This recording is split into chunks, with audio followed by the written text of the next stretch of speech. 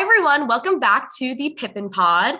My name is Gabriella and today we have a very, very special episode. Now, I am joined by my wonderful co-host, as usual, Gerrel Marquez. Hi, everyone. And today, our guest who needs no introduction, the man himself, Stephen Schwartz. Say hi.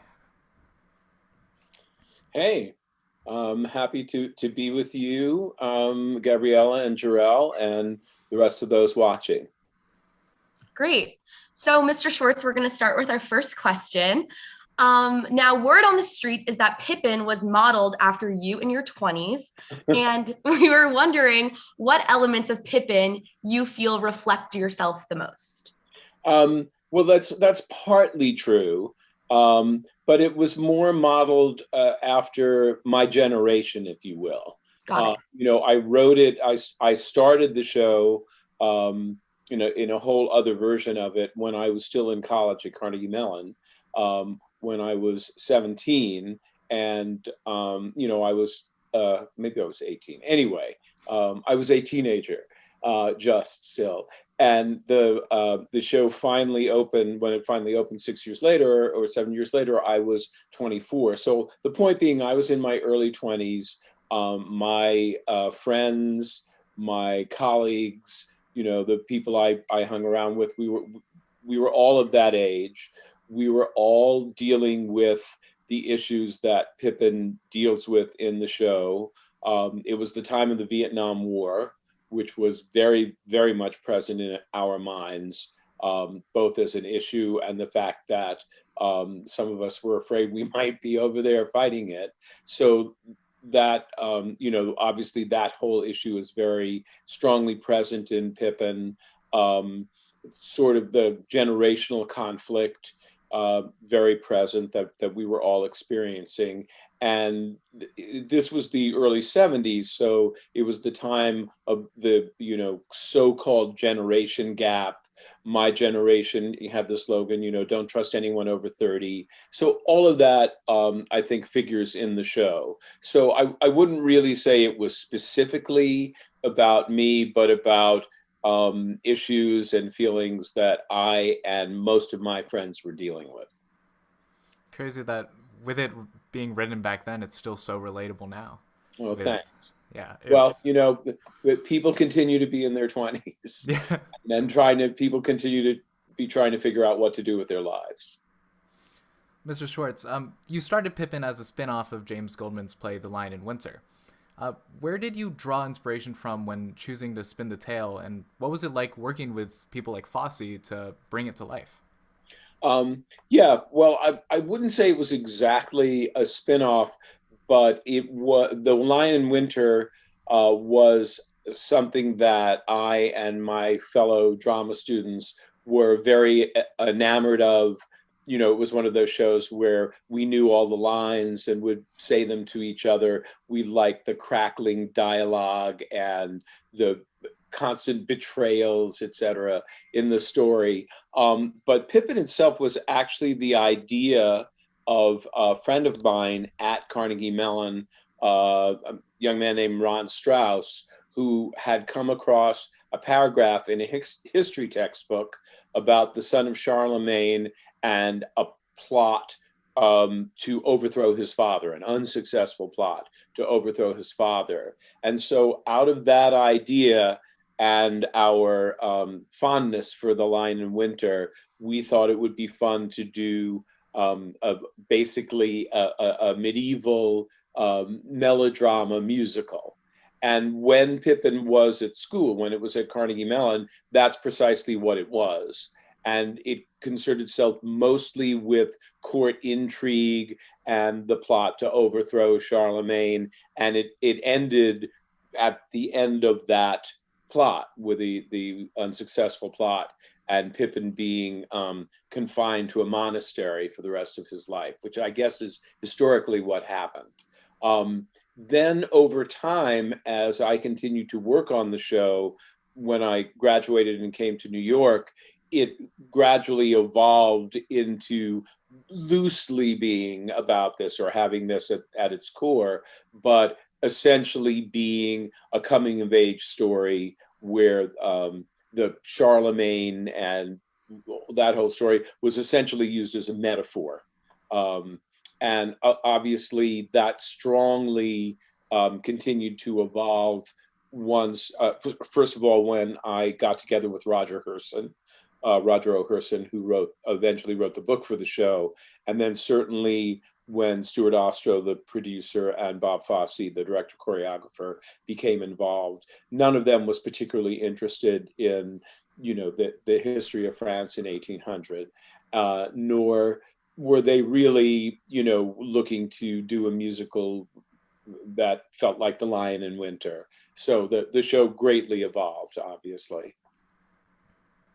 Well, your medieval melodrama coming of age hybrid was very successful. And we are actually working on a production of Pippin right now, our theater company. Excellent. And we were wondering how it feels to see this story told by today's teenagers, the modern day. Well, I really appreciated what Gerrel said a little bit ago about the show retaining its relevance and continuing to feel contemporary and meaningful to current generations. I mean, the show will be 50 years old. The Broadway version of the show will be 50 years old next year. So, obviously it's very exciting for me that young people continue to be interested in it, inspired by it, and feel that they relate to it and it tells their story. Nice. When you decided to make Pippin like the meta like show within a show, like how did that come about? Like with all the fourth wall breaking and stuff like that. That's a really good question, Gerrel. Thank you. That evolved gradually, and it really began when Roger O'Herson came into the picture as the book writer. Roger wrote what would sort of avant-garde off-Broadway shows. And in that period, there was a lot of experimental theater going on.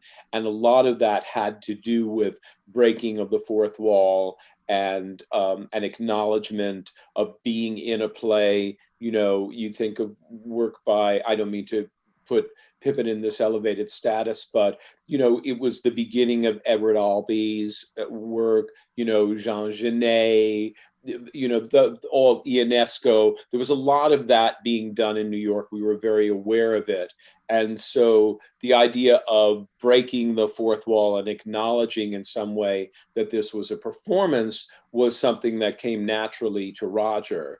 And then that continued to evolve once Bob Fosse became involved with the show.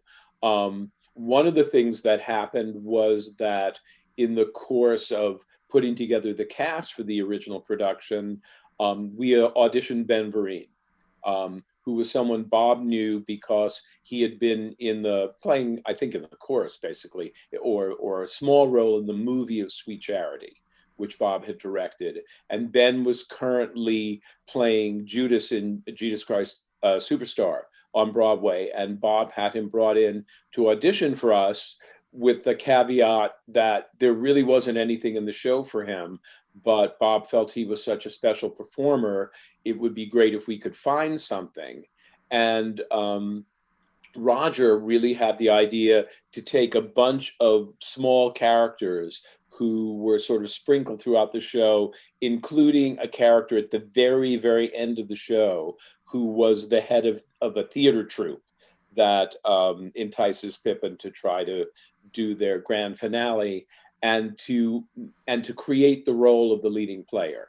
And once that happened, then the whole idea of there being a theatrical troupe that is putting on the show, that does it every night and has a different Pippin every night, and all of that, that emerged from that. So frankly, a lot of it had to do with Ben Vereen. And as you've explained, there's been much evolution with this show, and some of the original creators added their own twists to things, actors, producers, and it's clearly very complex and filled with detail. And I was wondering what a detail is about Pippin that you think people often miss. I don't know. I mean, there are a lot of levels in the show, but I feel, most productions that I've seen understand that. I think people are sometimes confused about the the agenda that the leading player and the troupe has. I've seen that. I've heard discussions where casts are confused about it, but it's pretty simple. Their job is to give the audience a spectacular finale every night, which will involve Pippin choosing self-immolation, to jump into a pit of fire. And I don't think they view this as malevolent. They just view it as a great ending to their show. I could definitely see that. I also am an assistant director for the show while playing the role of Lewis, and like the idea of all of this for entertainment has really been a mainstay for the creative team there. Great. I mean, look at our entertainment. So, yeah.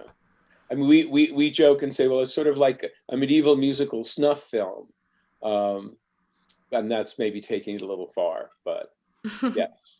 The idea of sensational entertainment, and the importance to the leading player and to the troupe, that they're really motivated by the need to deliver this.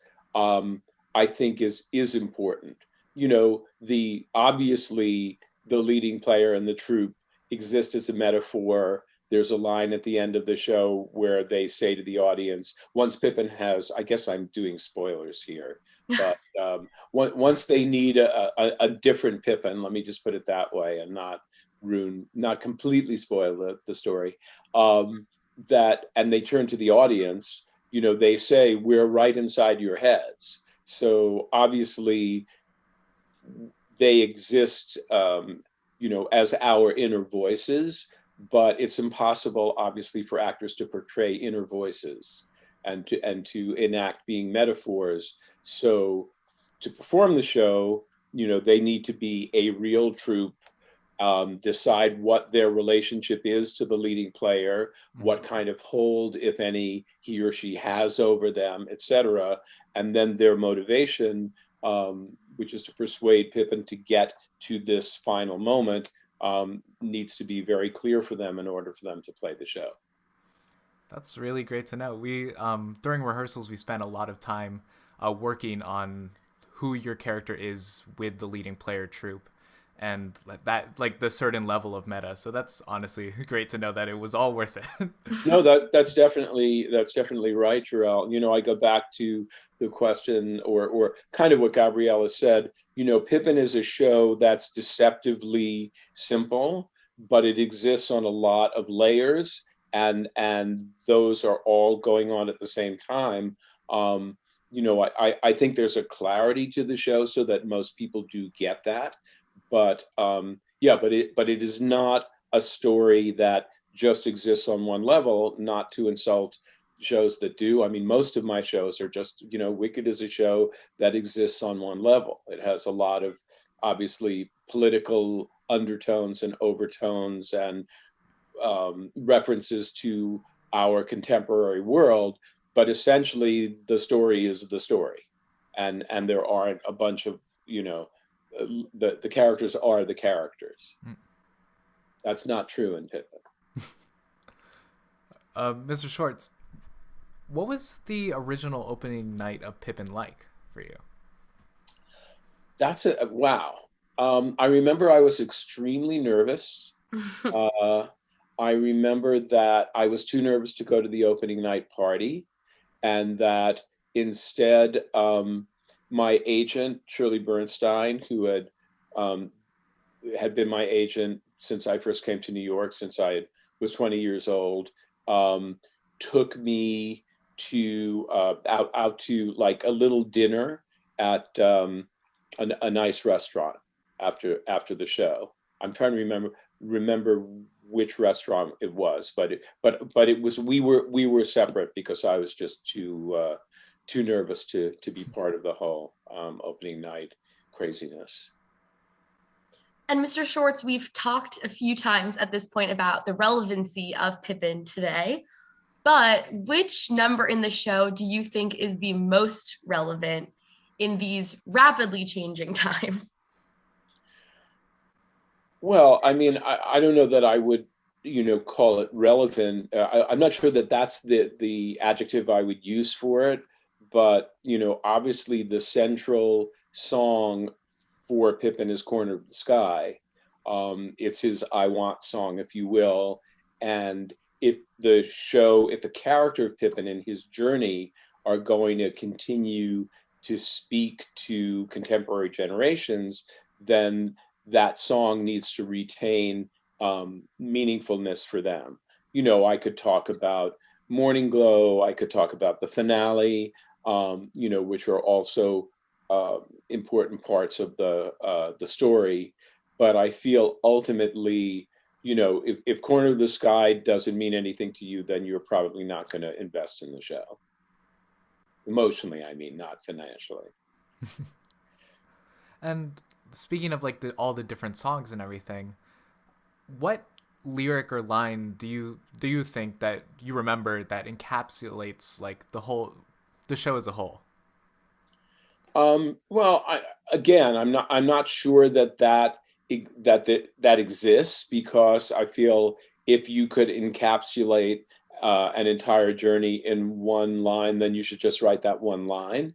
I think what Pippin sings in the finale, the whole thing, if I'm never tied to anything, I'll never be free. And, I wanted magic shows and miracles. That whole summation, I think maybe, if you were going to cram the moral of the show in a fortune cookie, I guess you'd do that. You take the Pippin solos in the finale and, cram them into a fortune cookie. But the point is, I feel as if, we need to go on the journey, and the entire journey is significant and can't really be encapsulated in a single line. And speaking of fortune cookies, that was a good segue. Yeah, what a segue. What advice or words of wisdom would you give to an incoming composer or anyone wanting to work in the industry? Based on my experience, my advice would be to start. Yeah. I was fortunate in that when I was in college, as we've been discussing, there was an extracurricular organization, a club, that put on an original musical every year that was written by the students. And I was fortunate enough from my freshman year to get accepted as one of the writers of those shows. So during the course of my college time, I wrote 4 musicals, or more accurately, 3 musicals and a 1-act opera from scratch. Wow. And had also the very useful experience of seeing them performed in front of audiences. And that was enormously informative and educational. I learned so much from that. Trying to structure a show, getting it up there, and then seeing what worked and what didn't work. And so I would say, if you want to be a writer, you should write something and try to find a way to see it performed, even if you get a bunch of friends together and they do a reading, or, you do it in your backyard or something. There really isn't much substitute for experience.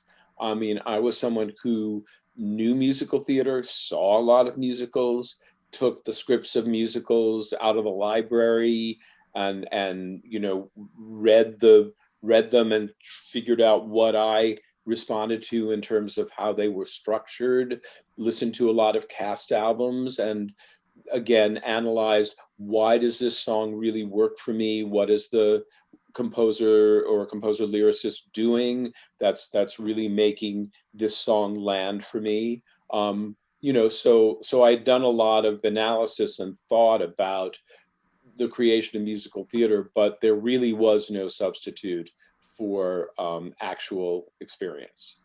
Yeah. Well, this has been one of the most exciting moments of my year, possibly life, honestly. Thank you so much, Mr. Schwartz, for coming. It's been a pleasure. Now, make sure you're following at The Free Theater on Instagram for Pippin updates, content, and more. And don't forget to subscribe so you don't miss out on our last episode, July 5th. I'm Gabriella. And I'm Gerrel. And this has been the Pippin Pod.